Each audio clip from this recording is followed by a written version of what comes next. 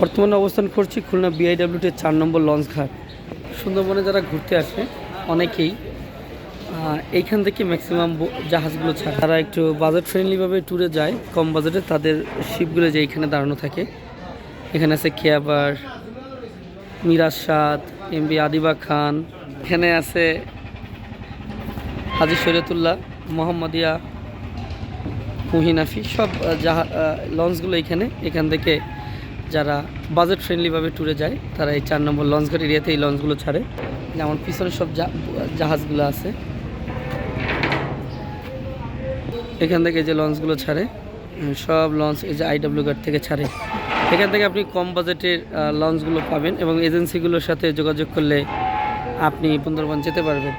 কিছু লঞ্চ যেগুলো একটু উন্নত মানের সেইগুলো ছাড়ে এই পাশেই খেয়াঘাট, অর্থাৎ এই বিআইডব্লিউর পাশেই একটু পাশে এই যে খেয়াঘাট, এইখান থেকে ট্রলারে করে একটু ভিআইপি জাহাজে উঠতে হয়। আমি দেখাচ্ছি, এই যে এই লঞ্চটার জন্য দেখা যাচ্ছে না, আমি একটু ঘুরে দেখাচ্ছি।